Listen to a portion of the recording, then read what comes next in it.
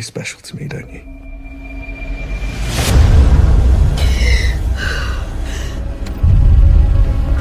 High priority. An illegal avatar has been detected in our City 3 simulation.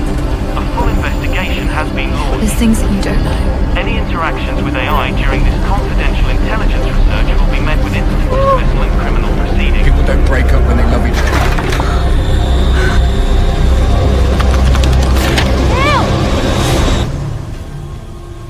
Sit down.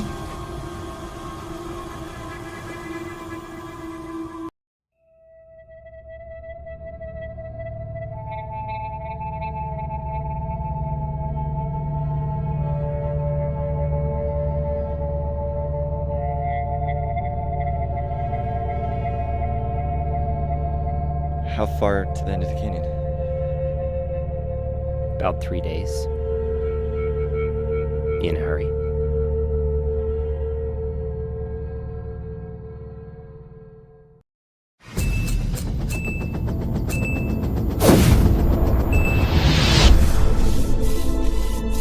I wanted to personally congratulate you on being one of the artists selected. I actually got into this program at the Smith Institute.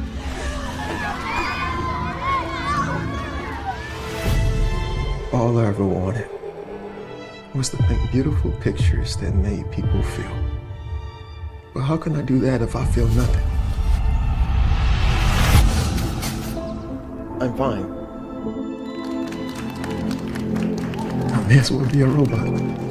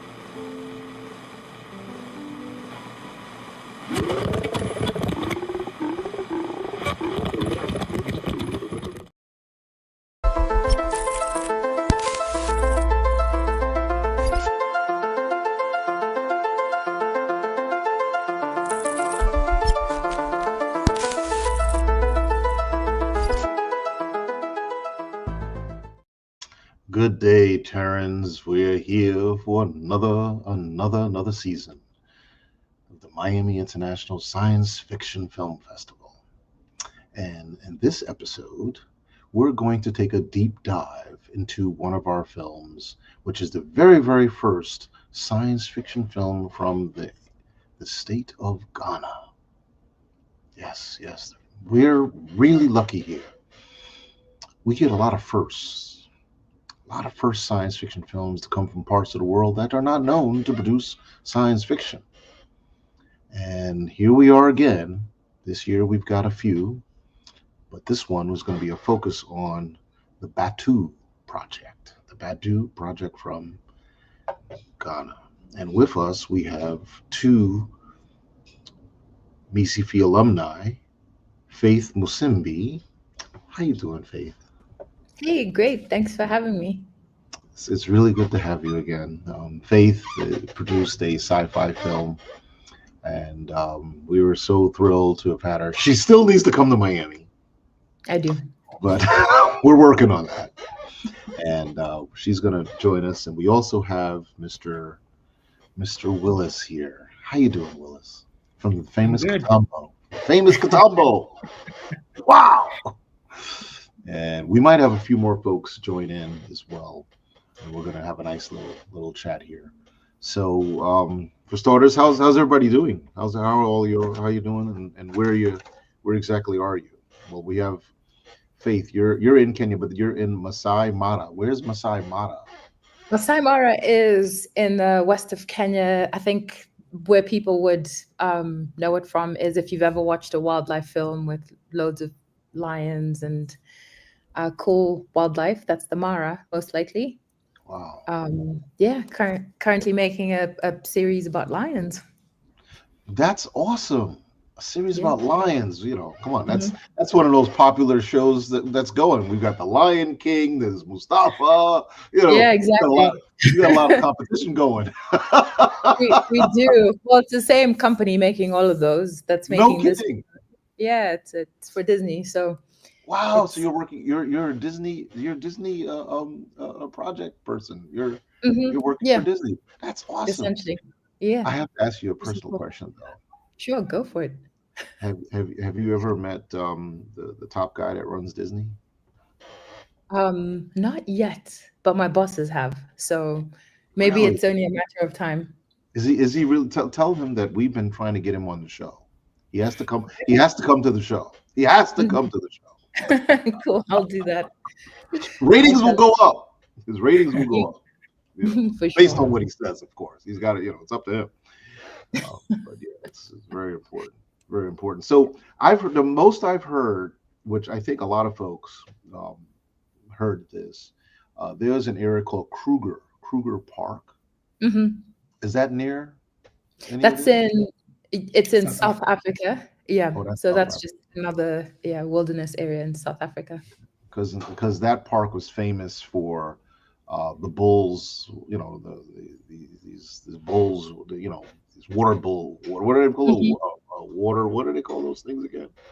The buffalo or Buffalo. The buffalo. They were yeah, fighting back. They yeah, fought back the the lions. fight And the lions, yeah. they beat up a bunch of the lions. Yep. And social media people were just, that was highly watched, trending, viral. It was pretty wild. So cool. Nature's cool. Yeah, well, it's really interesting that you did this switch to go from sci-fi into reality. And hmm I assume reality is more fun. Is that why we haven't seen you in such a long time? Well, no, it's just it exercises a different muscle, and my next project will be mixing Afrofuturism and nature. So that's going to be really cool. Yeah. So watch this space. Good. Is there a working title? Not yet, but I will as soon as there is one. I'll start sharing that. I have an assistant this morning putting things on my desk. What? No. That's enough. That's enough. Thank you. Ay. I tell you, when mommy's away, Anyway, well, that's really neat. So, how about you, Willis? What's the latest on your front today? So I'm in Nairobi, the capital. Yes. And right now there's still some few things I'm working on. Yes. Still hoping one time when Faith gets some time to get back to what we we started working on, maybe we'll continue. So I have a lot to do before she comes back to the project, hopefully. Sure. There's a lot we did with her. Yeah, Yes. we hope to work on a film together, and praying that doors will open, that actually comes to pass. Well, with all of these companies going out of business, okay, and the importance is with all these companies that are going out of business, and there's all this infighting in the TV world, in the movie world. I think this is an incredible opportunity for independent filmmakers to take advantage of this, to make content, first of all, because you're going to have all of these people, all these skilled people that need to work on their craft. And if you're able to put enough monies together in these and I'm going to call these in these exotic locations that the majority of the world does not get to visit, but yet is watching it on TikTok, it's an opportunity. This is it's not a once in a lifetime opportunity, because this has happened already a couple times previously, but it's an opportunity to take advantage, to get in and make some money. At the end of the day, you're going to make money one way or the other. It's either going to be streaming and collecting ad revenues, sharing those ad revenues, or you're going to be selling tickets at theaters, or you're going to end up on regular TV networks that need content. Content is king. And if you're able to produce a lot of high quality, high valued content,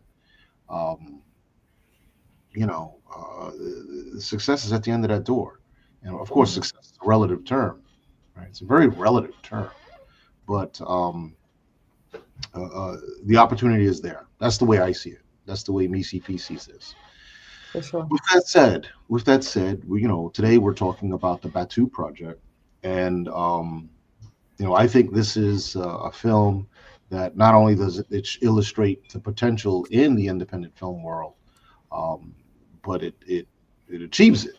It achieves it. So I'd like to, of course, introduce folks that may or may not know.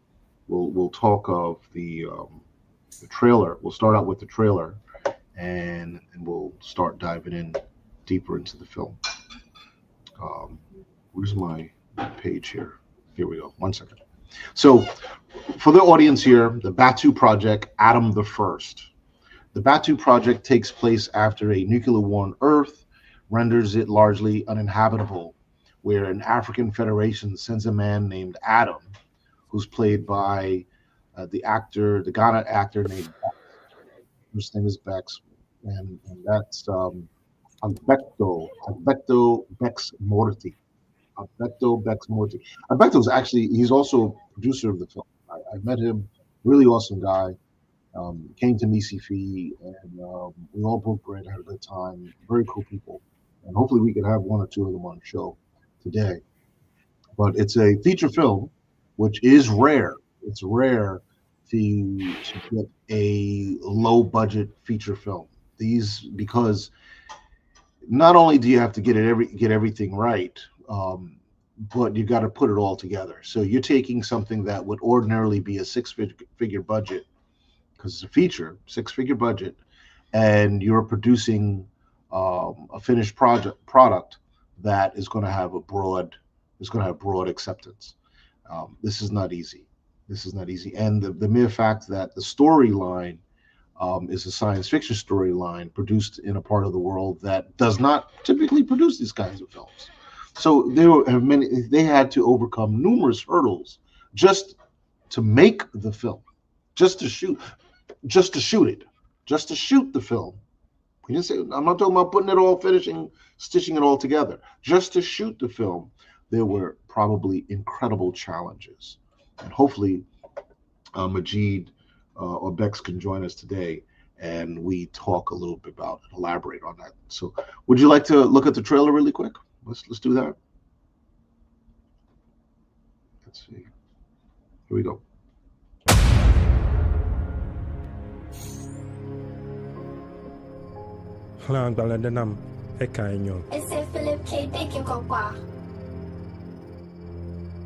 Do androids dream of electric sheep? No, I can't say that in a way.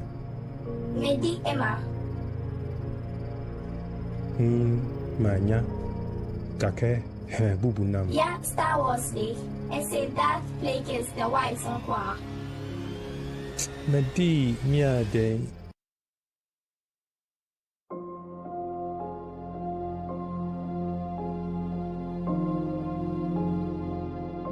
How did we get this far?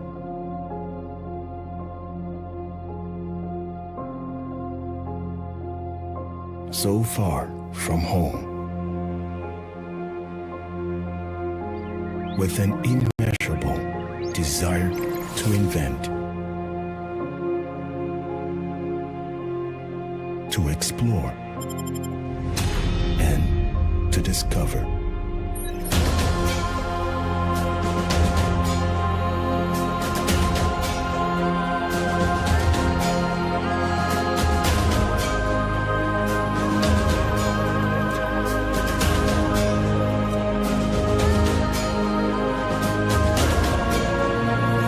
Every discovery, there are risks.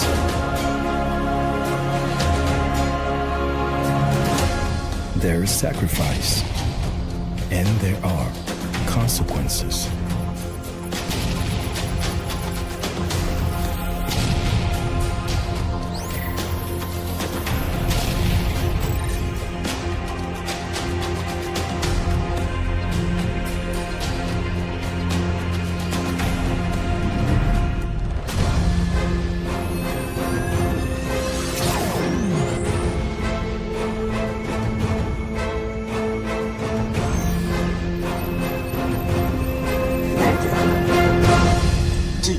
Scan it.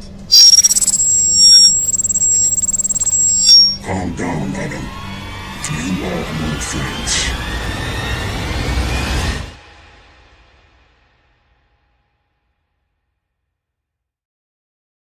That's when you know he is in trouble.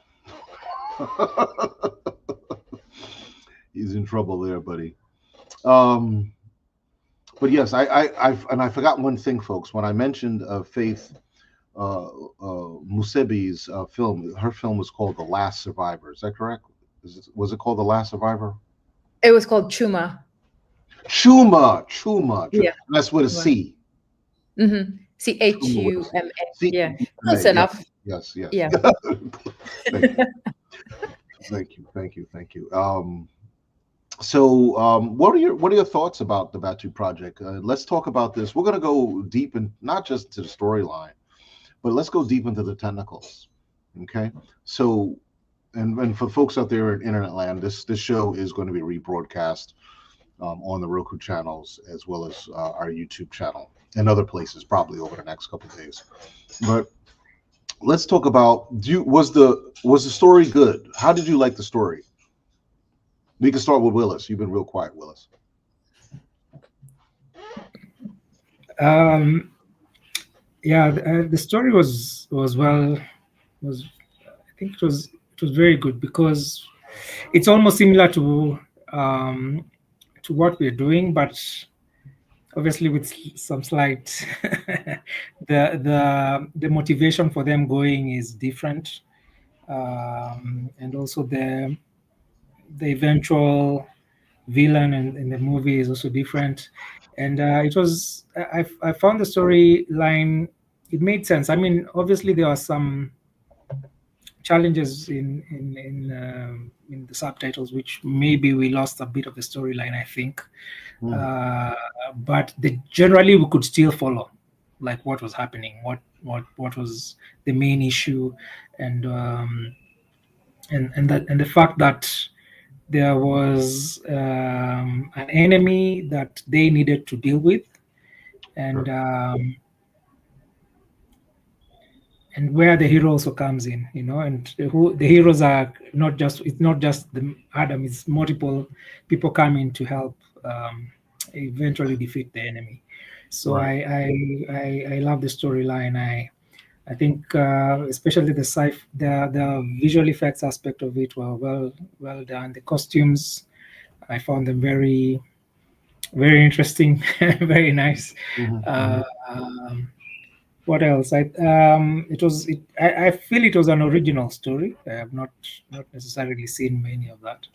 And also coming from this part, I also like the interplay between. I wish Majid was here. Probably would get to know the inspiration behind it, because obviously there was some African, even though it's in space, wherever you could see that African futurism, as they call it now, coming into play. The Tree of Life, I think they call it the Tree of Life, and I liked also an aspect where they were able to explain the language barrier, how in Star Trek you have even us, we had to find a solution to that, the universal translator or something like that. So how they get to have Adam, who is speaking a very different language from the alien he meets, that was interesting. They found a unique way of doing it, and you're like, okay, makes sense. Move on. So No. You made those some pretty good points there. They accomplished quite a bit, and the story. You said the story is somewhat similar to to some of the stuff that you make. But how is that? How is that so?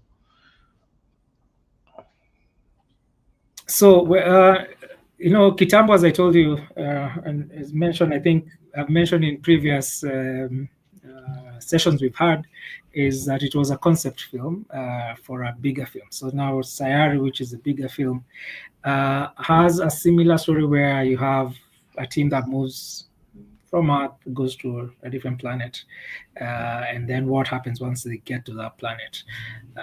So in that aspect, it's a space exploration story. So that's how it's similar to what we are working on.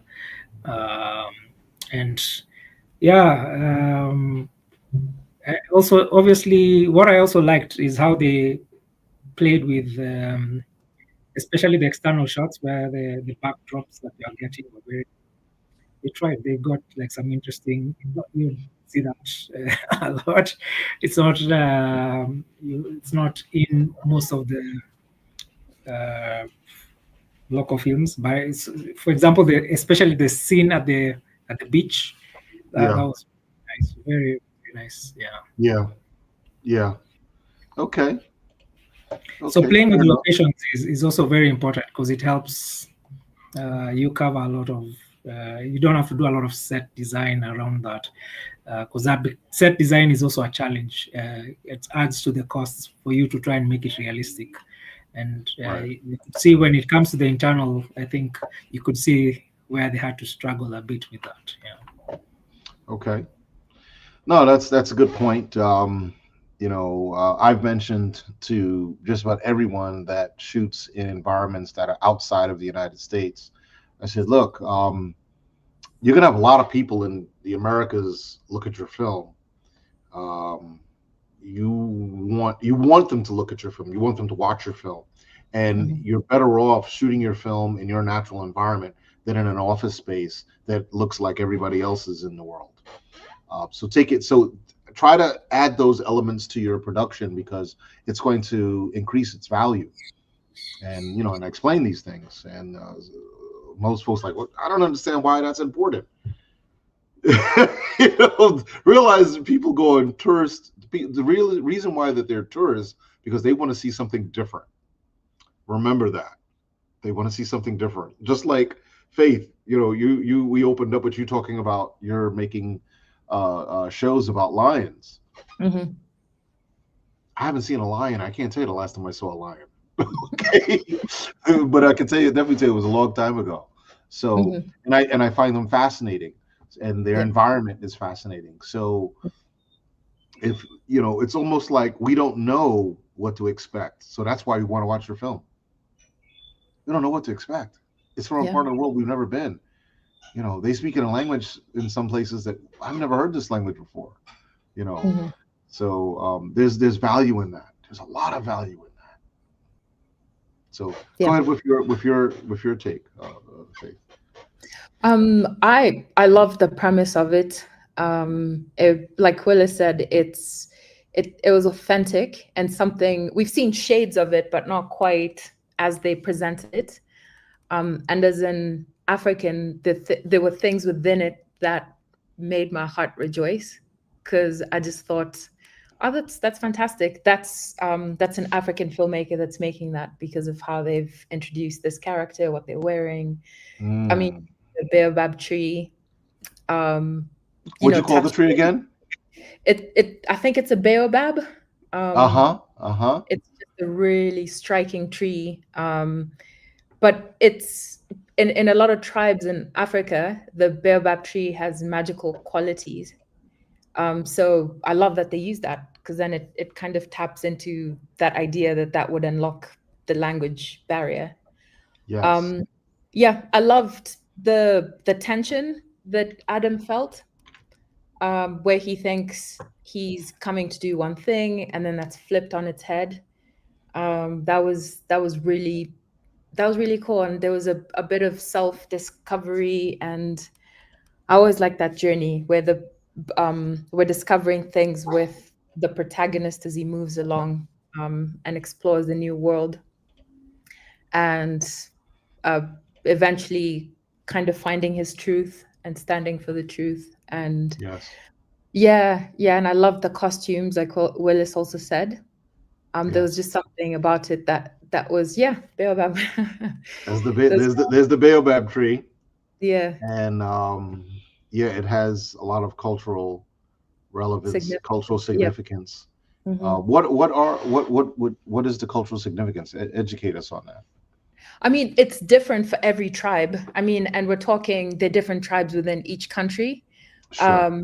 Yeah, and with my tribe, it was, it's believed to be a sacred tree. Obviously, now with younger generations, there's some things that are starting to get lost. But Sure. there's something, yeah, understood to be sacred, because a lot of these trees are really old. They're huge, first of all. Okay, you're saying a lot of things. So, Yeah. how many tribes? You said you're in a tribe, Yes. right? And what's the name of the tribe? It's And the how many Kamba. tribes are in Kenya? Oh my goodness, is it how many, Willis? Is it 48, 52? It's around 42, 43 now. They are talking about even the Asians now became, I think, the 43rd tribe, because we always used to talk about 42 tribes. Yeah. Yeah. And it's actually interesting. Even us, so Faith is Kamba, Kikuyu. In Kikuyu, we have the fig tree, which is a sacred tree as well. Yeah. So that, and that's West Africa. Ghana is West Africa. Right. That's like how many kilometers away? Miles away. Yeah. How So many to have times? like, so I would. That's what I wanted to ask Majid. Is it like, does it have like also a similar thing in their case for them to have the tree? Because that was really interesting. Mm-hmm. So let's do something really quick here. Folks, we're gonna do some geography here. Okay? This is great for context. Yeah. So just to let folks get an understanding here. On the very bottom here, we have a scale, and the scale, that's 1 inch is 200 miles, right? Mm-hmm. So from here, from the coastline of Mombasa to Nairobi, from Mombasa to Nairobi, it's about 200 miles. That's right, about right? A bit more, like 500, I think. 400 and the something. map is not kilometers, miles. Yeah, 400 miles roughly. Okay. Hold on a second. Willis, you're muted if you're saying something. Mombasa. All right. Oh, it's around 300 miles, I think. It's around 300 miles? Okay. Because it's around 450 kilometers. Kilometers, yeah. So yeah, it would be closer to what Troy is actually saying. Yeah, it's just almost 300 miles. I deal with maps every day. I create maps every day in my day-to-day. Nairobi, Kenya. Okay, you could take a flight. Okay, so first of all, if there's a flight available, that means it's far, right? And a 1 hour flight. Yeah, a 1 hour flight. Okay, that means it's far. But if we click on driving, holy smokes, you see that? 500 kilometers, and there's tolls. What? I gotta not only do I have to put gas in the car, but I've got to take, but I've got to pay for tolls, and that's just because there's a straight road. There's a road, one straight road that goes there. It's not like some parts of the world they have to go all the way over here, then all the way over there, and then they get or up mountains. So that's pretty far. Yeah. So my point is, from there all the way to let's see. You have to zoom out. Yeah, zoom out. The other side of your left. Hold on. Where's Ghana? Keep going. Yeah. Right there. Yeah, my geography is a little limited here. Right next to Cote d'Ivoire. Where's Accra? Oh, Ghana, there. Accra, yeah. Accra is there. Okay. 6,000 and 5. Oh, 6,500. And the it's 101 hours. That's a lot more than a day. And it's around 4,000 miles. 4,000. That's wider than the United States. Wow, really? That's wider than the U.S. Usually only about 3,000 miles at the most. Holy smokes! And to be honest, I think you would have a really hard time getting through this part of the world. This is called You the have, DNC. you have to fly. The DNC, I can tell you right now, because I got a friend that used to do some work in the DNC, and in their insurance policy, it said the insurance policy included a little device. Okay, it included a little device, right? And if somebody started shooting at you, and you didn't like who was shooting at you, you pushed a button on the device. Okay, and if you were alive an hour later, a tank would be there to get you out. Okay. Wow. Okay. The insurance policy came with a tank that could come in, an armored vehicle, a tank would come in and with troops in it to get you and your team out, because they were studying primates in the DNC, and it's a part of the DNC. It was not far from Goma. Not too far from Goma.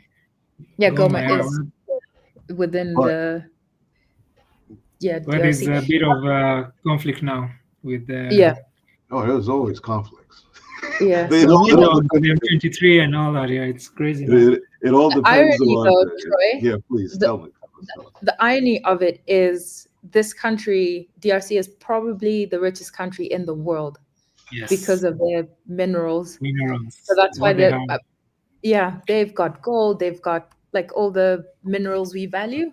If they got the act together, all the countries around the world would be borrowing from them. They'd be running things. But they would be the ones running things. So yeah, I'm glad you bring that up, because I'm a geologist, so you're talking my language here.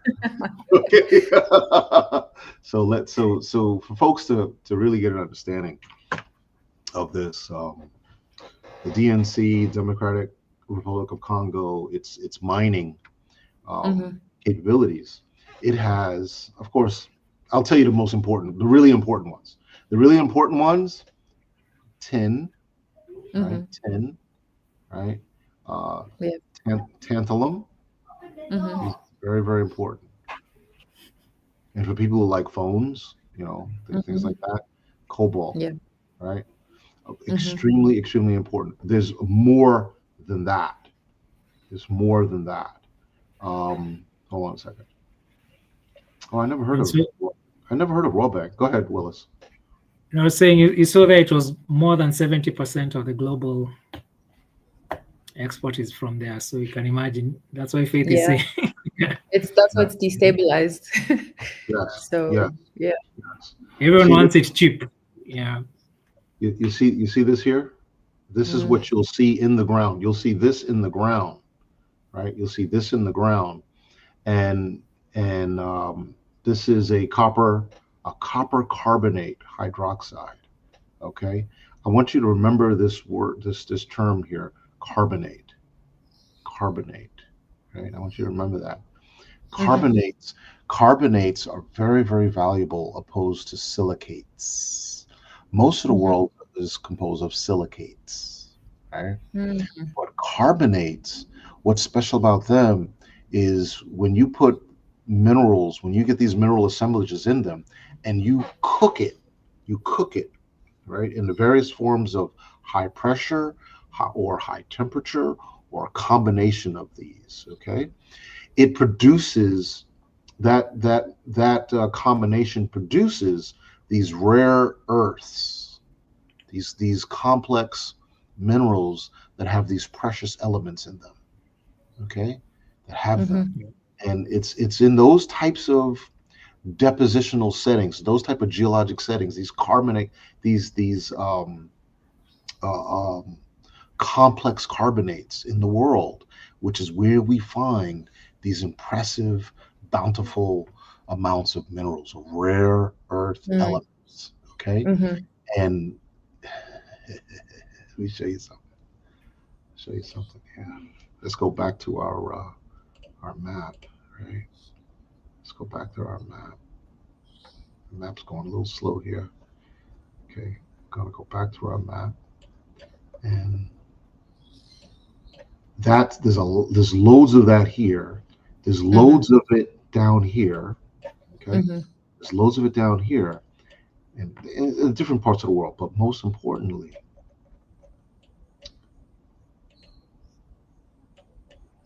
does this place look familiar to you? Oh my goodness. I'm seeing a pattern. Don't think too far ahead. Don't think too far ahead. But on this island, all of this, let's see, where's this gonna eat it? St. Mark. So from around over here all the way up here, I can't tell you how far into this. 1/3, a good third of this island is Wow. a carbonate complex that has all kinds of minerals. Okay. I was here. I was here in the middle of this. Okay, and I was going nuts over what I saw.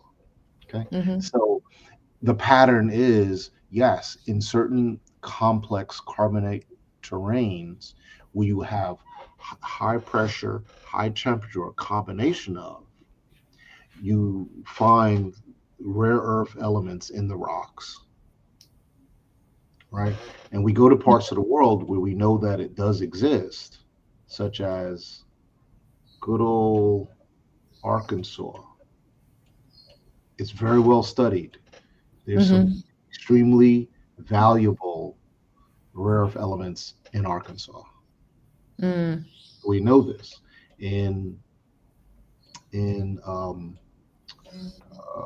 I think everybody has been to Las Vegas. You all been to Las Vegas? Well, if we had been, you would know that we have been, because what happens in Vegas stays in Vegas. Okay, so It's a good one. look at this. You see how she's starting trouble. So, so in California, let's see. Here, this Las Vegas. Oh, right here, right in this area, actually more than this area, this entire, I'm talking like from here all the way up here. Okay, this is California, this is Nevada, that's I-15 going towards Vegas, and this whole area, the same thing happens. And right here, we have one of the most important mines in the United States, and it too is producing rare earth elements in mass quantity. And this is a major U.S. highway, Highway 15. Everybody passes this. Thousands of people pass this every day. They drive on this road every day. My car broke down on this mountain.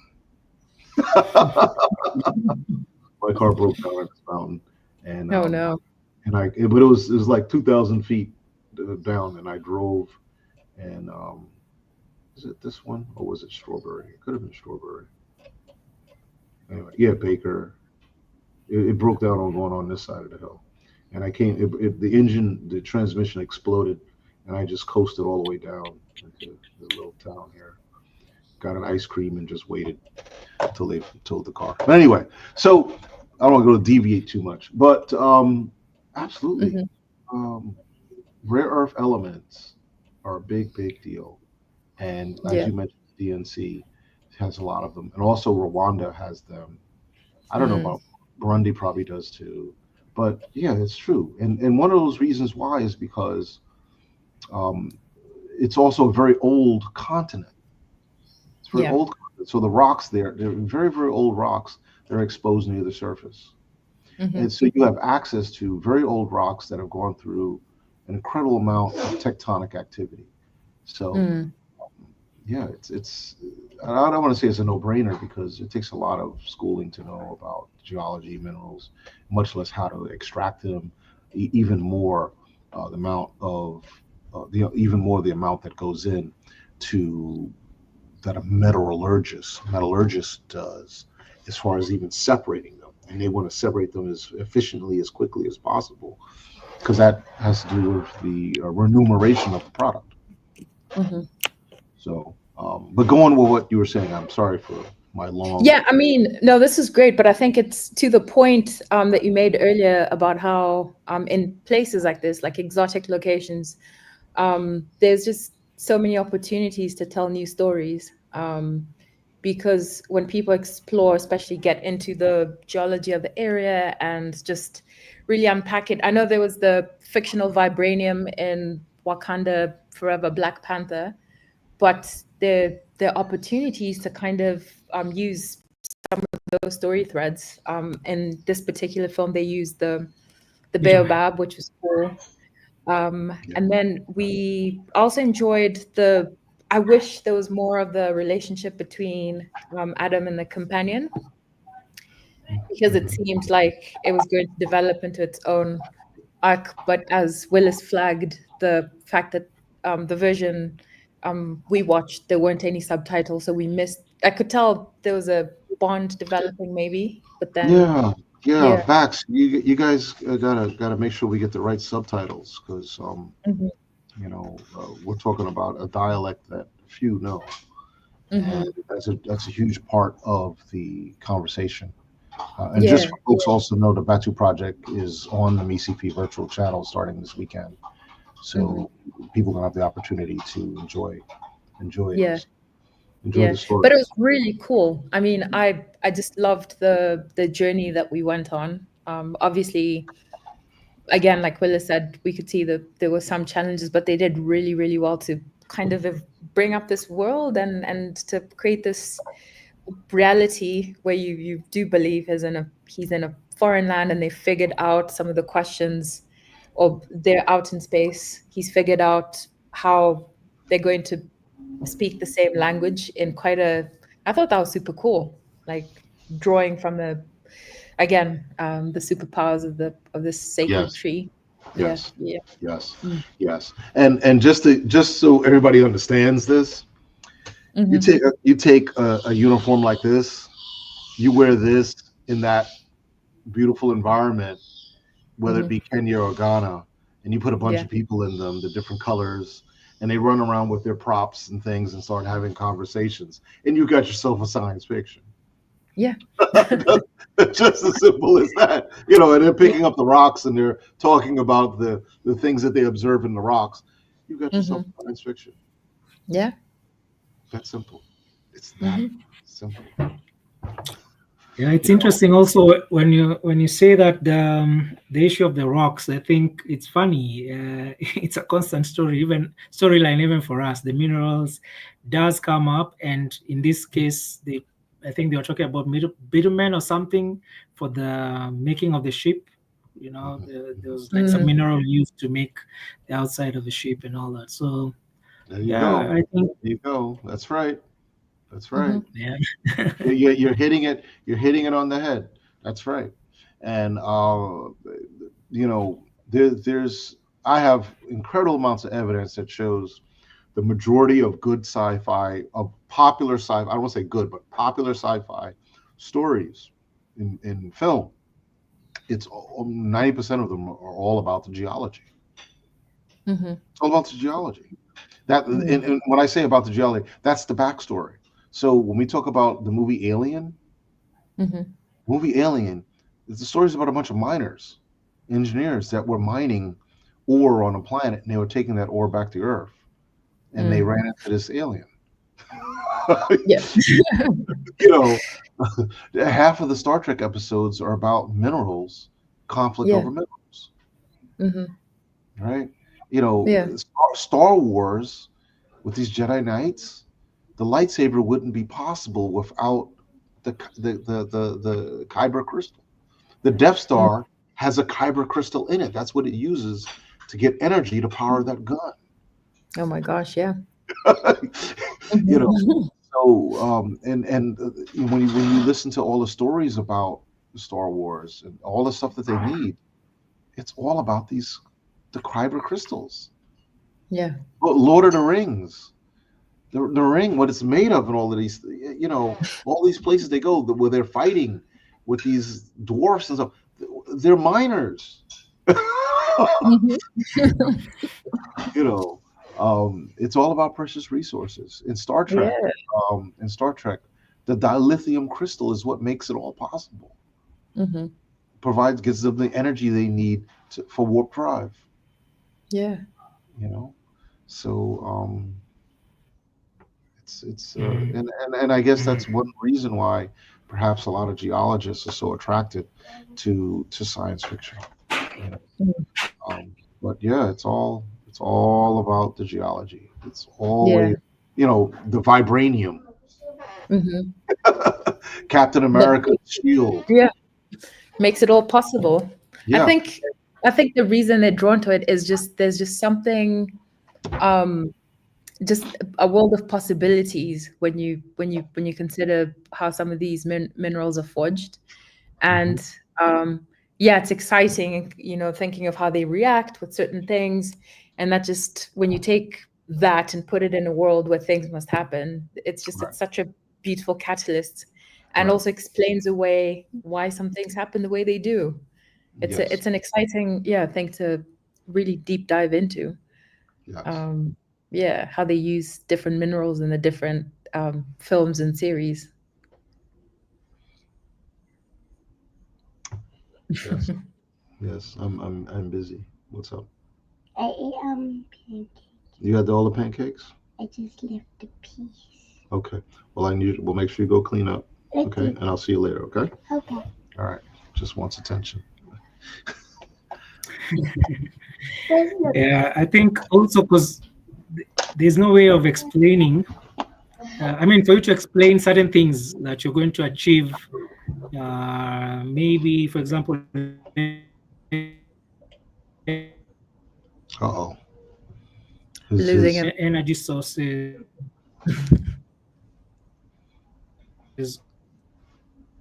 Willis, your internet service provider has timed you out.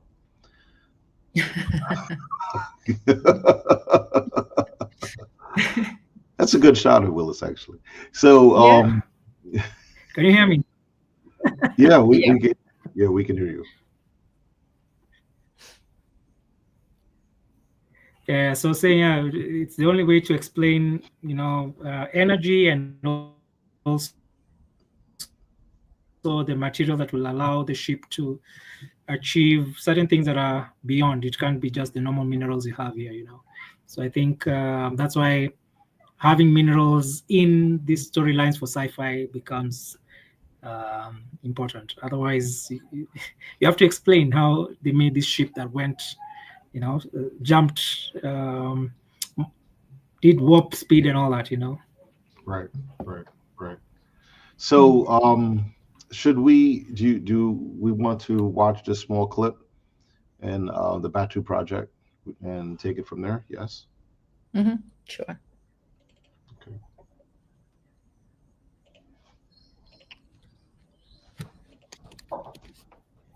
Let me know if you cannot hear it.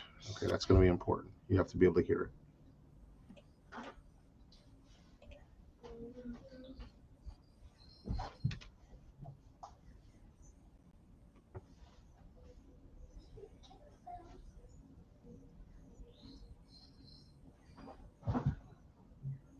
No sound. No, we can't hear it. No sound. Say it again. No sound. Hold on.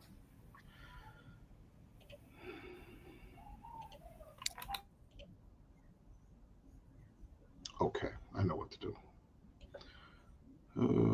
This is going to be harder. Hold on.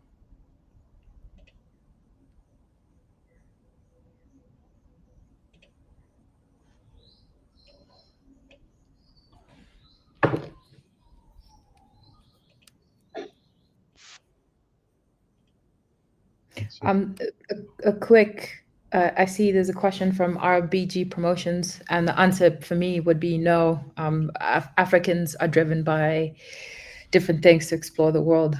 I suppose we can unpack that after the clip. Okay. Hold on.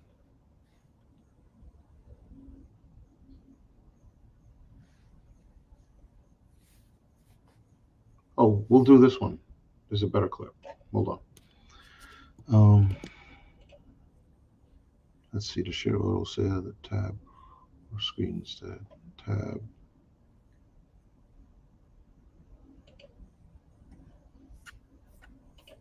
Tab. Okay. Yep. This Sick. How's this?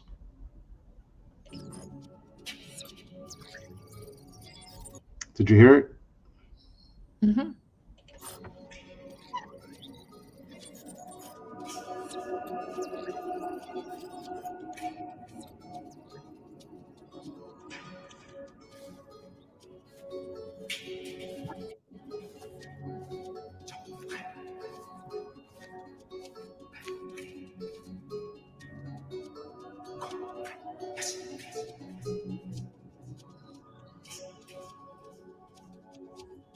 Kebana Bitina.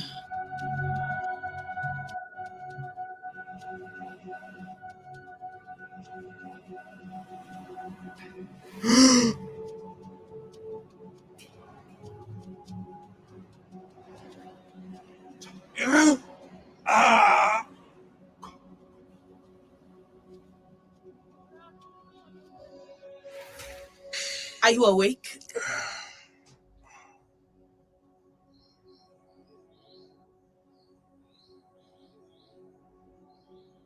Yeah.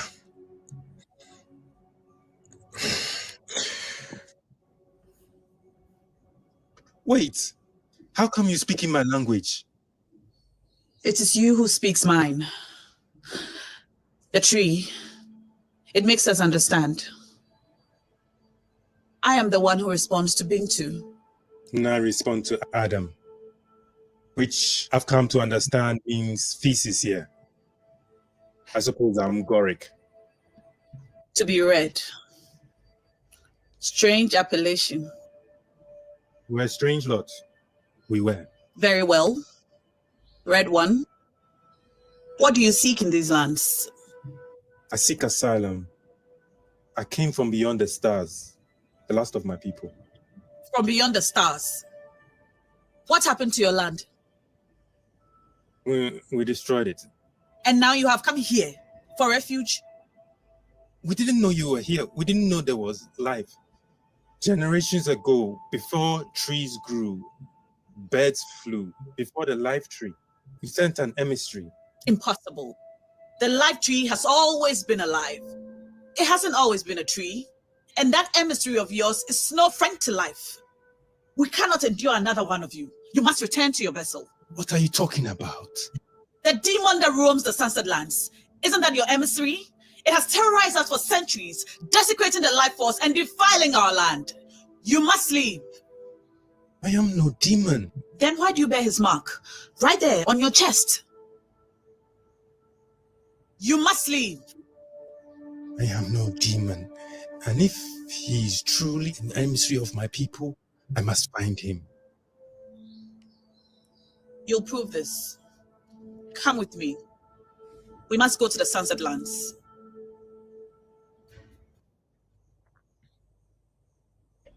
Wow. There's dialogue there, boy. Very, very, very juicy. Very juicy.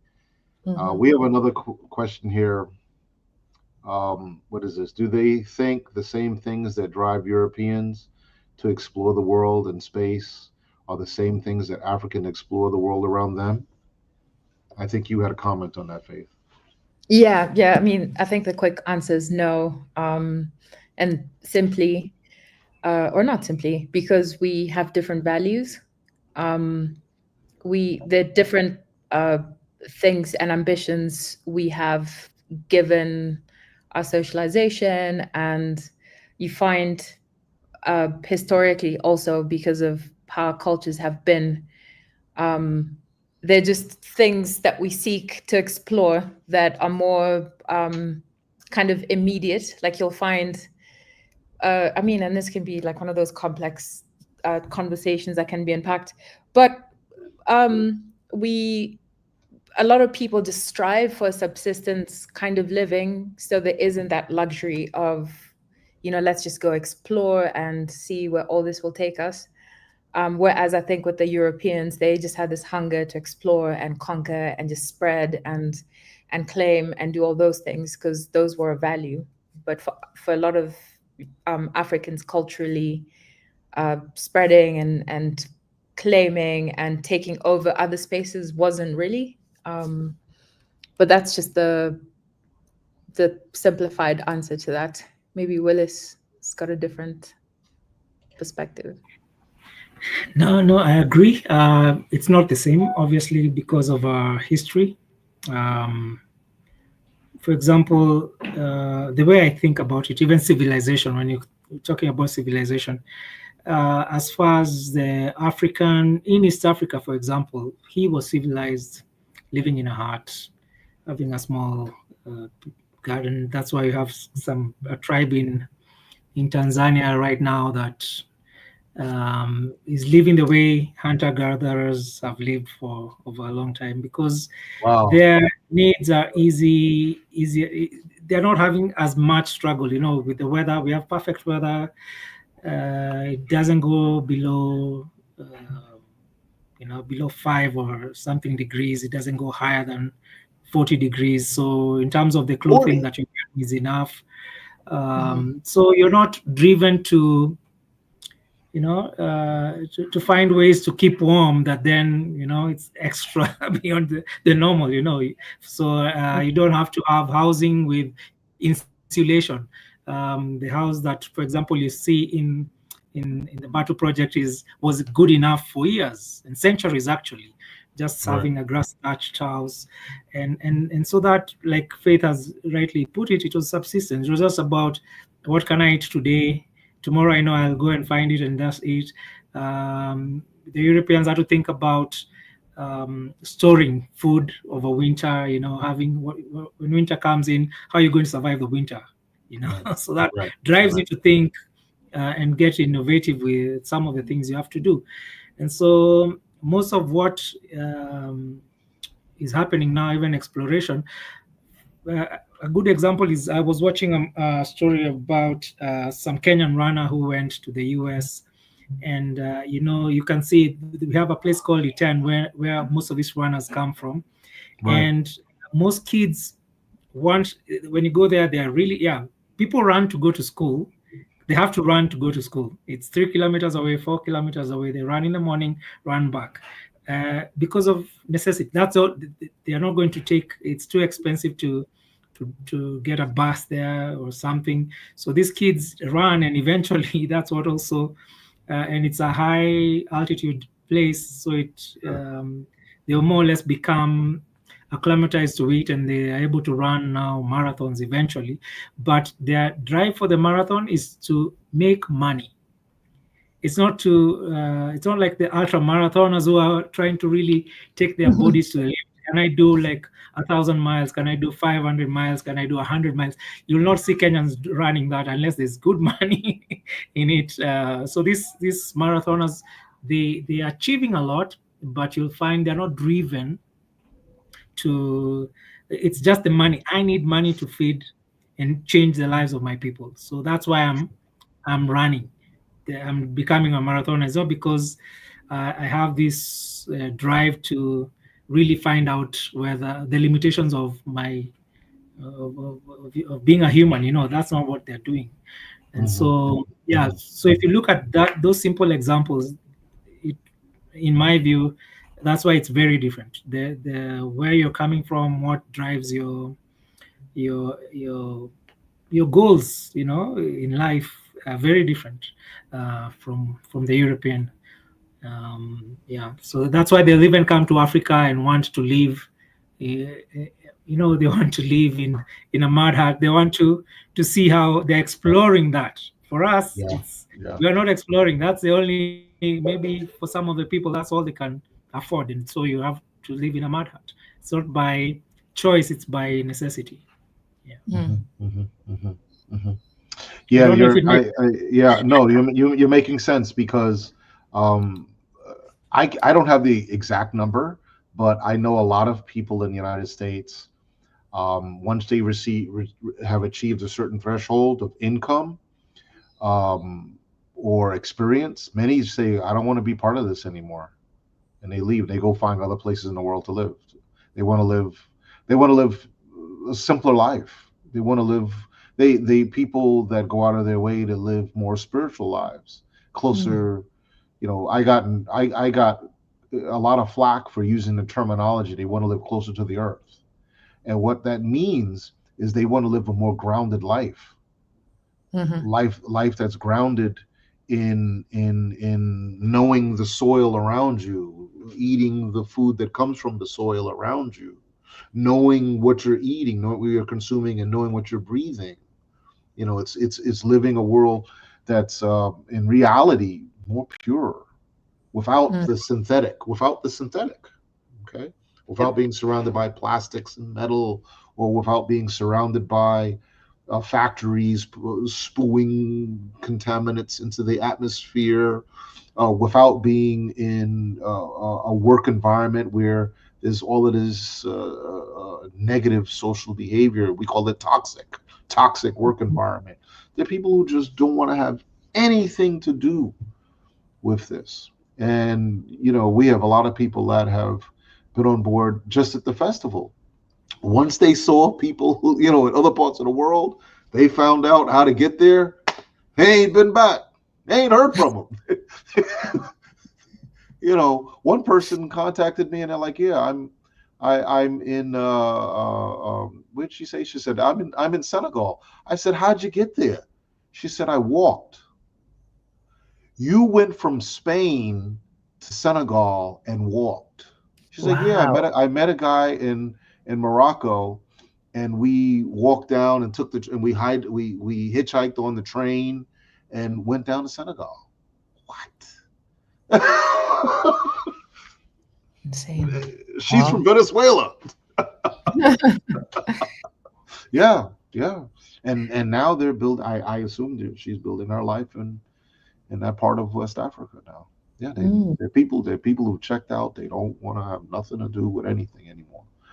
They want to live a more normal, I don't say more normal. They would want to live a more grounded life. That's the best way to put it.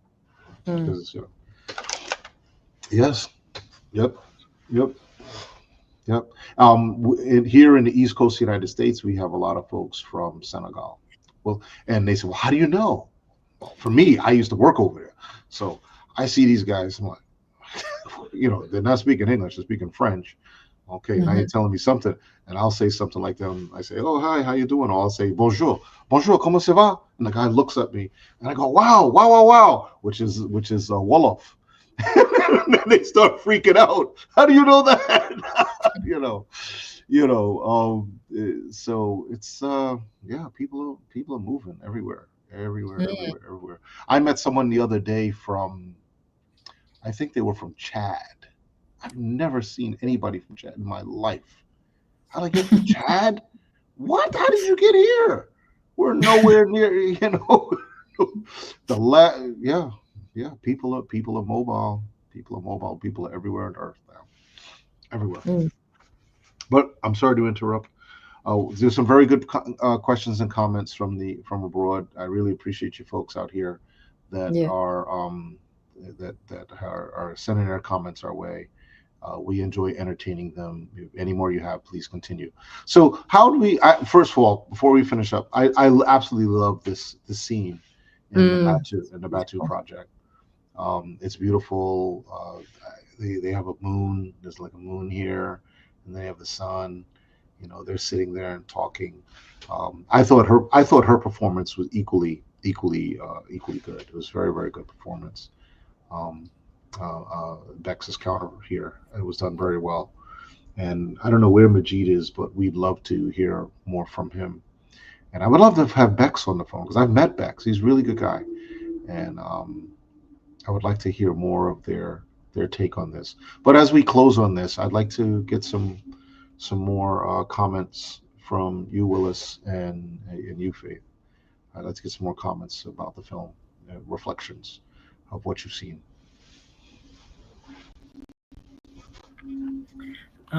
So from my end, I agree. This is a very nice shot, and there's a part where it's almost like Tatooine. Is it called Tatooine in Star Wars, where you see the three moons, and I think they played with that. This one you're seeing just the sun and the moon. There's a place I think you see some extra planet or moon there, which is good. So really, the visual effects Uh, uh, there's a lot of places it worked very well. Yeah, and that, I mean, credit to them. I think last time Majid, when we had the call with Majid and Sharif, he mentioned I think it took 5 years to bring this film to life, and it's, I mean, yeah, for us, if it makes, yeah, from when they probably started, and yeah, so visual effects, even for us, by the time we shot, between shooting and releasing the film, yeah, because of just the visual effects, trying to get that in, it for us it's a lot. Even if it might seem simple to everyone else when you're looking at the visual effects, but yeah, it takes a lot of to work with the guys who, because the guys who can do this for you are being used, corporate companies are taking them. So as you said, we're independent, you can't like hire them full time to do that, so you're more or less working with them when they have the time, unless you're like Faith, who did our own VFX for Chuma. I did. Tutorials. Yeah, so that's why it takes a while to see people spanning out sci-fi films from Africa. I mean, very few guys are doing this stuff, and right now, yeah, maybe some will go with AI, but that is still also not totally streamlined. You have to really know to work with it. Yeah. So for me, really, yeah, you see, like stuff like that, they really tried. Yeah, and I think they could have, if they would have, my point would have been, for the interior shots, if they tried to play around with a bit more of these visual effects to, green screens and stuff to cover the backdrops and create stuff that looked also extra nice, like what we have with you, Troy, your backdrop, like in a spaceship there. There's a way you can play around with it and make good stuff. Yeah. I don't know, Faith, what you think about that bit. Yeah, I mean, final thoughts about it. I mean, it was such a high premise, high concept, and I can't believe it took 5 years. Wow, to make it. Kudos to them for not giving up, because this is a kind of thing that I imagine it takes a lot to get people to sign on board, especially if it's, you don't have the big bucks to draw people in. That's right. Yeah. I mean, this stuff is incredible, and even just the potential of being able to get the production value of the whole thing to what this poster represents is amazing. And yeah, I mean, I suppose the only thing that I'd encourage them if they do another feature or something like this, is for the moments like the dialogue we just watched when they were standing next to the baobab tree, is just be braver with those shots, because they don't, I mean, except for the part where he touches the tree and you can see there's a little bit of visual effects, because that dialogue is so great. It's just this beautiful, it's setting up so much. I would tell them to be even braver with how they shot that, because it was quite kind of like just over the shoulder. But that's the kind of thing where you just want the dialogue to be the center of the attention and not the rapid cutting. But that's just going down to the nitty gritty. They're onto something really, really good, and I think the next iteration of whatever it is they do, given how good the story was and how it unfolded in the dialogue, it's really, I think, going to be quite significant in drawing audiences in. That's right. In other words, another way I would put that is because I agree with you, but I would also put it maybe even a little twist on it by saying that their next iteration, and provided that they're given the same, not 5 years, but the user time even more efficiently, and get their hands on tools that would add value to certain scenes, like what you mentioned, if they used a green screen, in certain areas. And because when you have the green screen there, you can take your existing surrounding and add it to that, so you have more control over your project. If they do this and they continue at that, they're going to be able to produce something even at a higher standard than their most current film. So Yeah. I agree with you there, without a doubt. And the trick, of course, is to get this done in a year instead of 5 years. That should be part of their real. Yeah. Yeah. Yeah. We have space for one more question here. What do What do African American sci-fi books, I think, what do we think of? Yeah. And do they take inspiration from them like European filmmakers do? So who wants to tackle that question? I suppose I could go and really quickly say we do make a distinction between African American books and comics and African books and comics.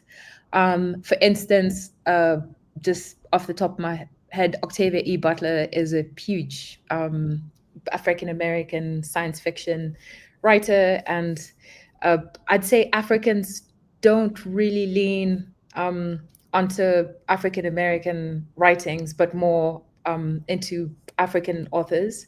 Right now, there's a huge film that just got, I think, greenlit or commissioned. I don't know where they are. It's the Children of, is it Blood and Bone? The one that quite a lot of Africans and also African Americans are involved in, but it's by a Nigerian author, if I'm not mistaken. Right. So yeah, I would say we think, like, I highly regard African American authors. I love the way they write and how they represent. There's so many things that are relatable, but I would say I probably get my inspiration from African authors in what I create, not necessarily what I consume, because I consume all of it.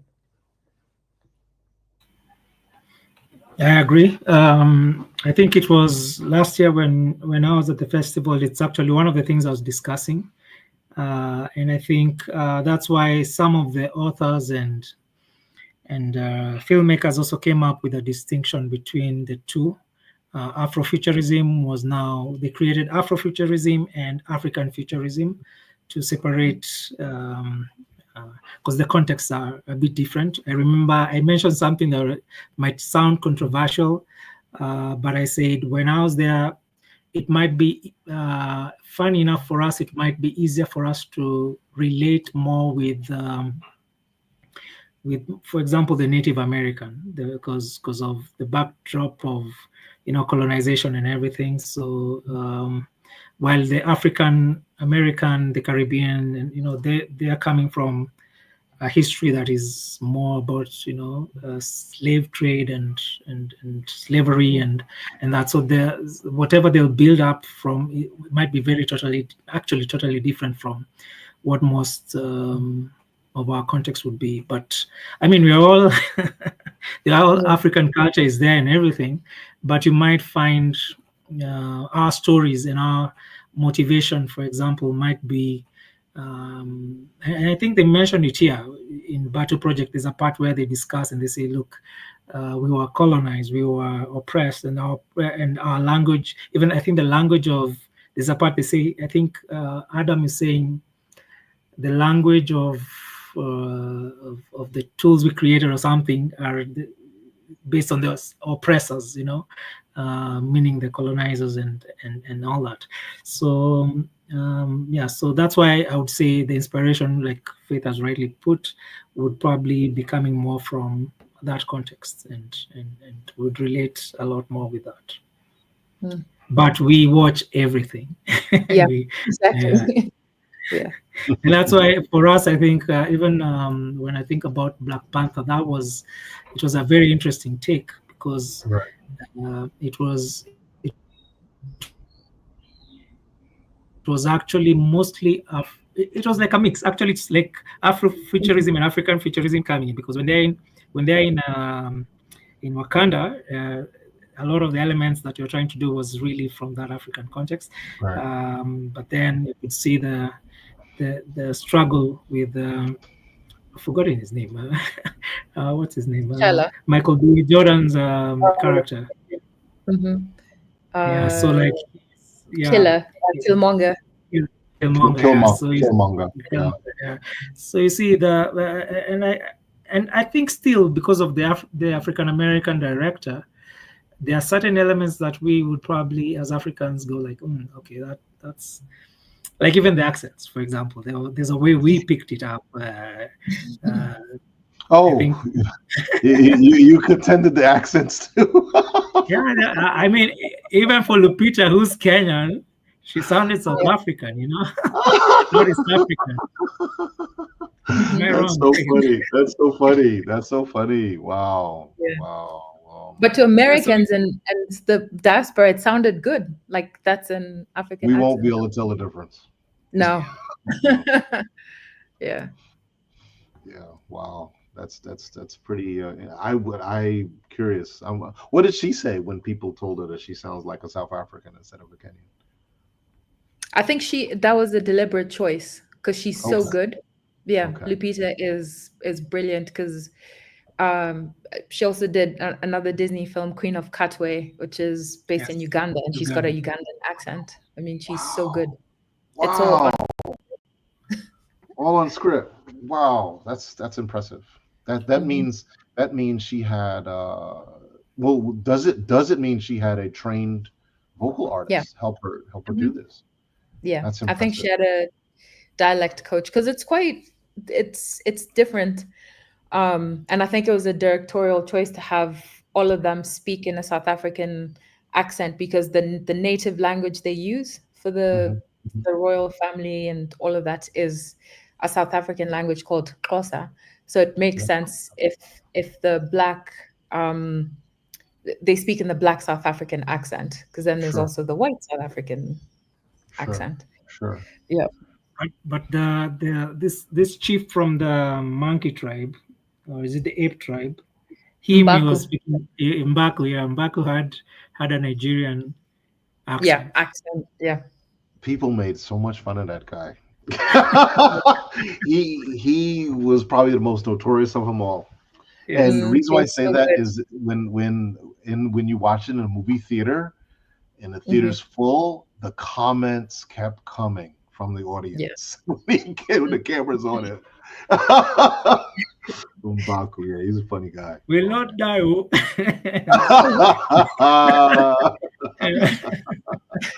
Wow, that's impressive. He was so good. But funny enough, when it comes to accent, is also we understand. Like you see, as you're saying, Lupita did a good Ugandan accent. But when you go to Uganda, they might tell you, that's there's no Ugandan accent. That's maybe this tribe's accent, or it's not even, because even it's so funny. We've had this conversation one time. I was at an airport, Ethiopian airport. I had a Ugandan friend, and there was a British guy. So for some reason, Kenyans think if you ask a Kenyan, they'll tell you they think they're speaking the Queen's English. And that our accent is better than the Ugandans because we think, but they think also we have a funny accent. So it's accents are strange that way, No, it's true. It's true. So we're asking this guy, and he's like, he doesn't. To us, you're all speaking funny. He's British. Oh my God! None of you. No, it's true. It's true. The funny thing is that I've lived in Florida for a very long time in Florida. And what's typically said to you, people say, well, where are you from? And if they don't like the answer, they say, no. Where's your family from? They'll say stuff like that. Yeah, where are you really from? Yeah. And, I'm in Maryland now. And the question is, well, man, you've got a strong New York accent. They'll just, and it's only 4 hours, a 4-hour drive. It's very close, very, very close. You could barely get a plane to go over there because it would be such a short plane flight. 30 minutes is something like that. But people pick up on the different accents. In Maryland, there are 3 or 4 accents in Maryland, which is so bizarre. And it's the smallest state in the country, one of the smallest states. Okay, not the smallest, but one of the smallest states in the country. And it has 4 separate accents, easily discernible. So very interesting. So as we wrap up, that's it for now. Any closing? I see so many interesting questions from RGB. Yeah, RBG. RBG. I don't know why he doesn't just come to the festival and talk to you, you know. But yeah, he's got lots of really good questions. RGB. That's Jeff Carroll. Jeff Carroll, who is a film company in Miami, and all right. He's got quite a few projects that he's completed, and some of them on Tubi. They're on Tubi. He should probably come on and talk about his Tubi experience. But yeah, so my only recommendation is, Jeff, come on to the virtual festival. It's on the Roku channel. Go look up Sci-Fi World on the Roku channel, and you'll see the channel there. The MiSciFi content is there, programming is there for the next 7-10 days, and then it goes offline. So it's there, it's available for you to watch and enjoy. But anyway, folks, that's it. Thank you for a wonderful, wonderful talk. It was quite exciting, and I think you all did a great job. And Majid, where are you? So hopefully we can have them back and talk more at a later time. But that's it. That's it for now. And everybody, Faith and Willis, please stay on board. We're going to have a quick chat after. So we're signing out. All right.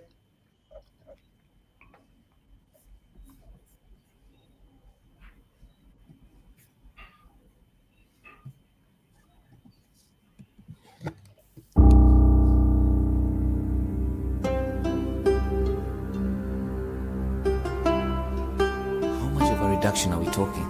About 60%. 60%? Are you kidding me? We saw how far we could reach when we were divided.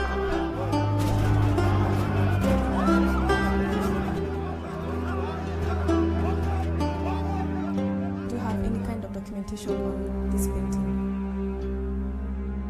We have just sampled how far we can reach when we are united. Precisely. Think of this painting as the Mona Lisa in the Louvre. Now, we have a unique opportunity to see the full extent of what we can achieve when we combine all our efforts as the 7 spheres of the new republic. I believe that this was the vision that the founders of the new republic had in mind, where the 7 spheres pulled together to help a nation achieve her goals. This is what happens when you rush deployment without exhaustive testing. Who do these Kipsa guys think they are? Now, fellow Kenyans, join me as we usher in this new vision.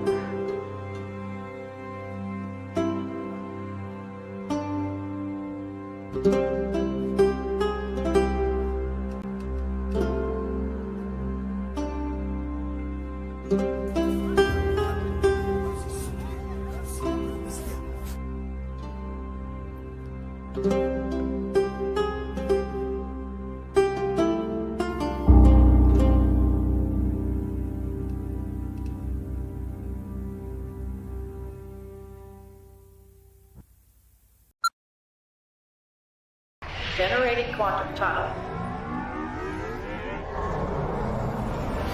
Quantum tunnel has collapsed.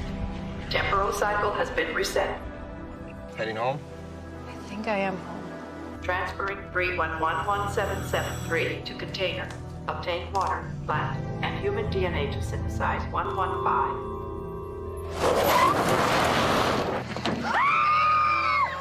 I feel like there's a connection between the two of us. Ever since I met you, this whole day has been more drama than my entire life. What's your problem? Watching me and JT kiss? I'm tired of always doing the right thing, being the nice guy. Mom, no. James Tiberius Burke! Just do what I tell you. The planet I live on We don't have love or jealousy. I can't take this anymore. How do I know you? I've met you 1,000 times.